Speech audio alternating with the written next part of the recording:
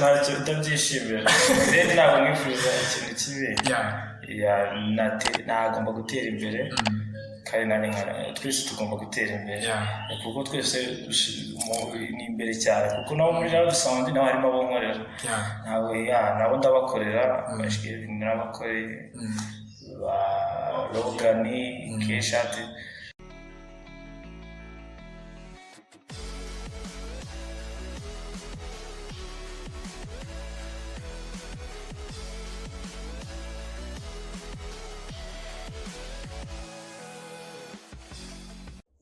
turabishimiye ukomeje gukurikirana Katsikatsi Media TV. Umunsi turakuzaniye uwitwa Kina Beats, umwe mu baproducer bagezwe hano mu Rwanda muri Kigali by'umwihariko. Yakoze indirimbo nyinshi zigiye zitandukanye, yakoze ibitambo, yakoze n'izindi zigiye zitandukanye, gukorera abahanzi benshi bagiye bakomeye hano bakora icyitwa Trap Ish igiye imenyerwa hano mu Rwanda. Akorana n'uwitwa Ish Kevin, yakoranye kandi n'abandi bagiye batandukanye harimo n'ababushari ndetse n'abandi bagiye batandukanye. Ibiheruka ni ibitambo. Ndahera ku kibazo cy'ibitambo. Urabanza usubiza abanyarwanda wabwire byinshi kuri wowe, wabwire Kina Beats ni muntu ki, yatangiye harimo ryari, ese ibintu yabigiyemo ate, uratubwira byinshi ku buzima bwawe. Amazina yanjye ubundi atarayakazi mu Rwanda Imana so ntabwo meze cyane ntabwo ukuze ufite imyaka ingana, ntabwo nabivuga ariko ni munsi ya 25 so nkaba ndi umuproducer mu Rwanda, aho mu Rwanda nkaba nkora muri studio bita Sound Music nibwo ubu ni njyewe muri make gutangira mbaririza production cyangwa se ibintu byo gukora gutunganya umuziki wabitangiye ryari, bimaze kugeza ku iki cyangwa se bimaze kubyungukira n'iki? navuga yuko ubundi byaba gukora production bya step, so navuga ko gukora mu beat nabitangiye kera nko muri 2015 natangiye kugerageza ibintu ntaza secondaire kugerageza abana mu by'amabitsi ngeze muri kaminuza nkajya mbigerageza, so biba ngombwa yuko mbona ibyo bintu ahubwo mbona aribyo byanditse abantu bakambwira ati ibintu by'amahirwe byawe, so nanjye kuri uwo mwanya gutyo, so birangira ntangiye noneho kwinjira kumva ko nari maze kumenya ibintu by'amabitsi, so birangira igiye no mu bintu byo gushaka ibintu byo namenya no gutunganya indirimbo haba harimo ibintu byinshi sibiti hazamo recording hazamo ibya mixing na master, birangira nibyo nabyo bigiye navuga yuko natangiye production neza numva natangiye nka 2019 hagati turangije kwiga. So utangiye production, utangiye ubuzima bushyashya. Ndibaza niba ntibeshye ufite famiye, ufite ababyeyi babona Kina Beats yinjiye muri muzike, yinjiye muri production, bafasha bati umuhungu wawe ati umuhungu wacu nagiye muri production, ni ibintu bitamenyereye hano muri Kigali. Ntabwo byabatunguye kuko kera barabonaga bari bazi, mama yaranzi, musaza barabonaga ko byaba umuhanzi, ntabwo byabatunguye kubona umuproducer ahubwo bari bazi ko byaba umuhanzi kandi batazi ko urwego amatari ibintu byawe, so birangira bari umuproducer bakwakiye neza, nibyo bimunsi nabo birabashimisha kubona uterejemo ababyeyi muri rusange. Hanyuma nahita nkubaza, production ni ikintu kiba gikomeye, no burya kugira ngo twumve uno muziki, kugira ngo twakire uno muziki kandi tuwukunde, bituruka kuri producer burya atakoze ikintu neza birabiri. Umuntu nka Kina Beats production y'u Rwanda ayibona ate muri ino myaka uko imeze aka kanya? Production ihagaze neza cyane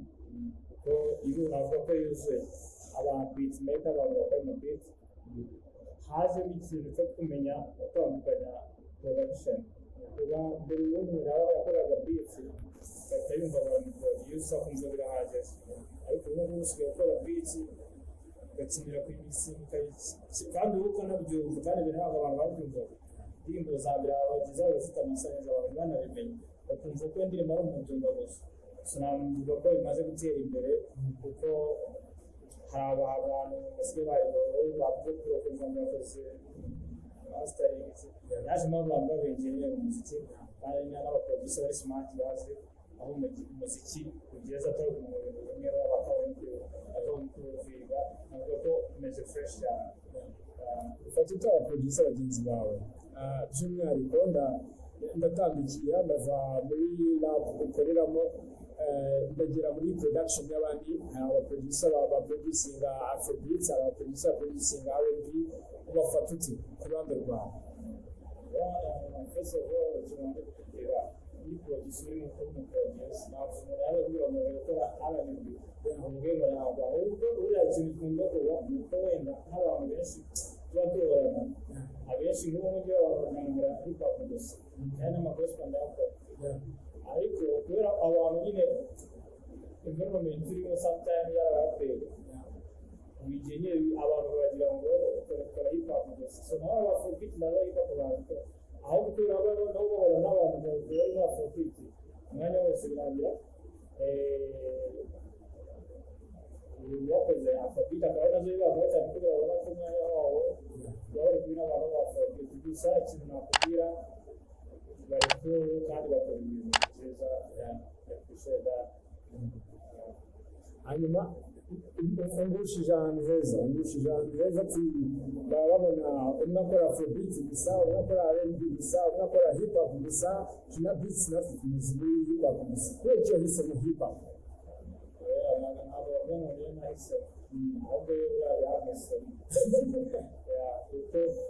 kuko n'ibindi ndabikora rero ahubwo yarankunze cyane ntabwo rero nahisemo ntabwo rero ahubwo yo buriya yankunda cyane gusa by the way ntabwo rero nyine n'uvuga ngo ushobora gusanga nk'umukobwa ari ikintu umuntu aba atabona so iyo wumva niba ukora ukamara nk'ukwezi nta indirimbo yakindi cyakora gukora abaraperi gusa so wisanga nyine n'ubundi nyine wabaye umuraperi n'ubwenge bwawe ndetse na innovation usanga kuzishakira muri rap hanyuma production ya hano mu Rwanda kenshi ndacyari kuri iki kibazo n'ubundi production ya hano mu Rwanda ikunze kuba based cyane kuri afrobeat ariko ugasanga n'umuproducer uyikora wenda natanga n'urugero nk'abaproducer twagiye tumenya hano mu Rwanda producer Meddy producer Noxbeat na producer bagiye bamenyekana cyane ku kuba bakora R&B kubera iki mwibezinga ahantu hamwe gusa yavuze ko wenda yabihisemo nibyo ariko se kubera iki muba mufata based cyane kuri ugafata based cyane kuri hip hop ugafata based cyane kuri afrobeat kubera iki wumva utafata umuhanzi nka Bruce Melody umwumvishe beats uvuga uti ndakorera Bushari ariko guhera Bruce Melody nawe mukora ariko niyo ntabwo mukorera ngo ibintu bitera imbere umuntu abisobanukirwa kandi nawe ukora umurongo urimo kugira ngo ujagarare bimwe bituma rero bimwe byice bimwe byite iyo umaze kubona umurongo urimo so navuga ko ufukasinga ni ukuvuga ngo kuki umuntu umwe ngo batakwiga imibare na biyoloji na shimi ntabwo byabikundira so ngo ube fokasi ku kintu kimwe gusa iyo umuhanzi ashobora guhindura sawundi nyuma kumva nka afrobeat agatesitinga niko abahanzi banje bagiye gukora benshi nka Baby Kenda agahindura agatesitinga hip hop kandi zirahetse kereka mu Rwanda rero nabonye bigakunda kuba cyane ariko uko umuziki utera imbere nabo bazagenda babyumva so ndahita ngaruka noneho ndaza cyane kuri based wowe cyane noneho ndongera kugaruka cyane Kina Beats ni umwe mu baproducer twamenye wabyivugiye ko kiri no mutoya umwe mu baproducer twamenye bakiri batoya batangiye kugenda bafata ino Kigali cyane cyane bashingiye mu ndirimbo bagenda basohora leta mvuga ku ndirimbo ibitambo igitekerezo cyaje gite cyazanye nanjye arakoze cyane ibitambo cyose cyazanye na T-shirt Keshati yampamagaye arambwira ati hari tache nshaka hari vibe nshaka naranditse yari yaranayanditse yari yaranditse chorus so nabwira ati nabi twabikora arambwira ati azaza kuri studio narebe amufishe vibe so ntabwo atayindingana ntabwo yatugoye cyane ntabwo indirimbo twasoma indirimbo itarangoye cyane mu ndirimbo nakoze nizingora kuko nayo nayumvise nyine idea yayo icyo Keshati cyashaka so araza kuri studio yaje wenyine kuri studio yari ya Keshati wenyine Keshati rero aratekereza mu bantu ndirimbo y'ubwayo yose yari ya Keshati hamwe na Keshati araza dukora beat arayifata arayijyana kuko nyine kuko ukuntu bashaka kuyipanga ati ntabikora beat mureke uzadukodinga twe tumeze fresh arayijyana umunsi kuko byagenze kubera ari inshuti narogana barayimumvishije rogana barayikunze so nari arampamagara ati rogana yakoze indirimbo utarumva ufite ibintu byawe ntabwo ati tumutemo nabi turayikoze umaze kuyikora iranarangiza yanjye ishwezi nabayumvise ishwezi nawe reka ati ndagiyemo ntabwo byarangiza ishwezi nawe yakesha ntabwo atahageze nazo zakujyamo nuko bimeze ariko ati imana n'ubundi twese ntiyarenze migenge reka tubikore twumve kizaba muzire mvuga atari ibintu kandi mvuga ari indirimbo y'imisango so ibitambo wari kitubwiza uti Ish Kevin nawe aza kuza kwinjiramo Ish Kevin yinjiyemo byaje kuza kugenda bite so uko twabyitegaga nyine niko byagenze so nawe nyine ni umuntu wumva ugutwi kwa fresh yahise abikora fresh ibintu birabaye bitansiga akazwa ku gisinga na mastering tatusohora umuzigo usohoka kuri EP ya season ya Keshati hanyuma ibitambo bisohotse kuri Drill season ya kabiri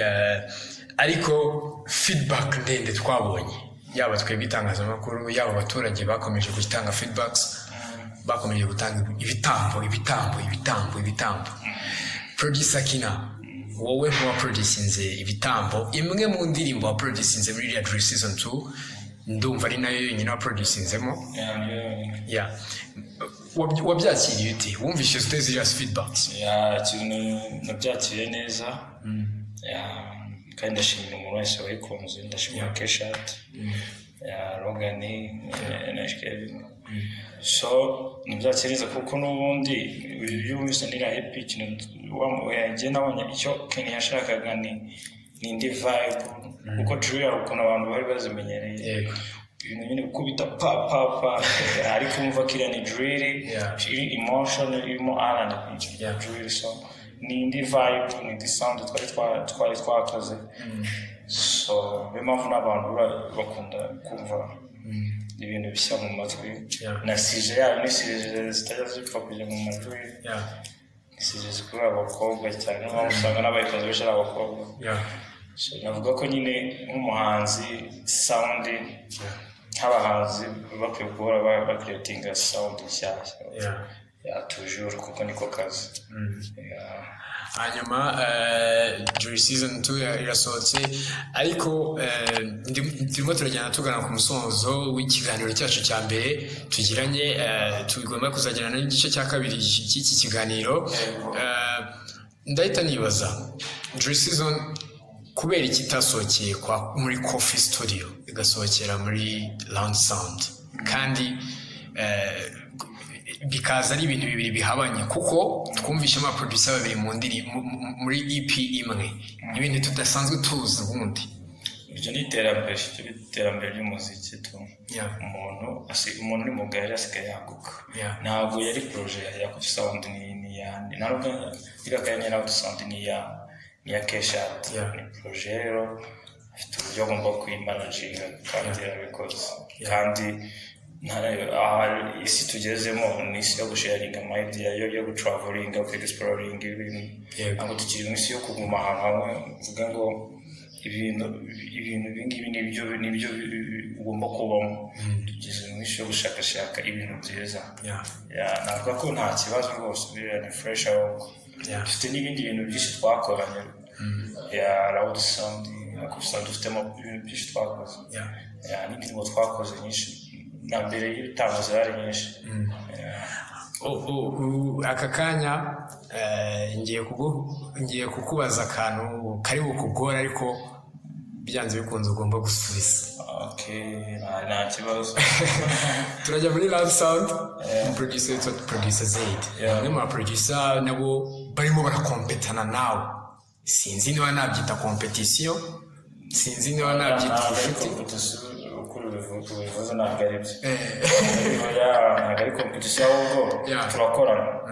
kuko muzi nk'indirimbo twakoranye indirimbo ebyiri twakoranye iriya Betray twakoranye na miriya ya Ishkeli bari tugiye ibiciro dukorana n'iki gituma urumva rero ntabwo dukompeta ahubwo ni ibintu abantu nyine ahubwo abantu benshi bibacanga abantu batamenyereye kuko ni ibintu bamva ko iyo abantu bakora ibintu bimwe bari muri ntuzi imwe baba badacana uwaka ariko mu Rwanda byamenyerewe ariko twebwe ni aho ngaho rero twe twabutwa abantu twabatangirije ni nacyo nashakaga kugushaho kuko sharing ama ideas hari ibyo adusha muvuga ati Zed hari na projet cyangwa nkamubwira ati nyohereza utuntu mwana ukirimo twa tuntu twawe cyangwa we akazinyohereza ize amushyira icyo ni teamwork ntabwo nta kintu bitubwiye tu impamvu ndi kuvuga ibi ngibi feedbacks nyinshi ngenda nkura cyane cyane indirimbo zanyu za drill zumvwa n'urubyiruko sinzi niba nawe bibizi uru rubyiruko rwo ubwarwo rwiyumvamo cyane si no kwiyumvamo ahubwo bamenyereye icyitwa Loud Sound ko aricyo kiri on top kubera ko nibo nyine ngo bumva ko aribo bahoza ibikorwa imbere iyo wumvishe kiriya kintu producer Zaid niwe uhagarariye Loud Sound ndibaza niwe producer uri hejuru muri Loud Sound ku ruhembe wowe ubwawe nka producer Kina Beats ubyakira ute kumva ko Loud Sound ishobora kubikurusha ijwi kuvugwa cyane muri runo rubyiruko ntacyo utabyishimira rero ntabwo mwifuza ikintu kibi ntagomba gutera imbere kandi twese tugomba gutera imbere kuko twese ni imbere cyane kuko nabo muri Loud Sound naho harimo abo nkorera nabo ndabakorera n'abakoreye ba Logani Keshate twebwe ntabwo nyine umuntu uri hanze we abyumva nyine uko abishaka ariko twebwe uburyo tuba tuzi ko ibintu bitwa umwe mpamvu z'uko twamenyereye ko cyane cyane muri rap hakunze kuba harimo beef nta beef twebwe uburyo imikorere dukoramo bitandukanye n'uko abantu babuze babuze kereka uje ukareba uburyo tuba turi gukora niho wanyurwa nta kibazo rwose iterambere rye n'iterambere ryanjye n'iterambere ryanjye n'iterambere ni amahoro ibintu biba amahoro nta kibazo so turangiza uratubwira producer Zaid umufata ute ashobora kuba ari na petit frere wawe kuri wowe ndamuruta akuranze imyaka murusha ariko ikibazo cyo kumuruta ni umuproducer mwiza ari cool arumvikana ubundi producer kumvikana ukiga ugakora kandi ikibazo arakora cyane n'ubu ngubu wasanga ari muri studio ni fresh cyane kandi nakomereza dukomeze tubikore so turasoza igice cya mbere ni iki kintu wisabira abanyarwanda mbere yuko dusoza igice cya mbere ni iki kintu wisabira by'umwihariko abakunzi ba drill ni iki kintu wumva wabasaba aka kanya ikintu cya mbere niho dukorera turabasaba rero badutize amatwi yabo kuko urumva niba tubara mu amajoro producing kugira ngo batwumve so badutize amatwi yabo kandi ntabwo tuzabatenguha batwizere. So urakoze cyane producer Kina Beats, n'ubutaha ubwo tuzaba tukwifuje mu gice cya kabiri vuba ngaha, twizere ko abanyarwanda bazakubona. Murakoze cyane, murakoze ku butumwa bwanyu. So murakoze mwese mwari mukomeje gukurikirana The Katikati Media TV. Iyi ngiyi ni televiziyo ikomeza kubagezaho ibiganiro by'abahanzi bagiye batandukanye, entertainment industry mu Rwanda n'ibindi bigiye bitandukanye. Turabashimiye cyane. Njyewe ni Rugamba Kevin. Thank you.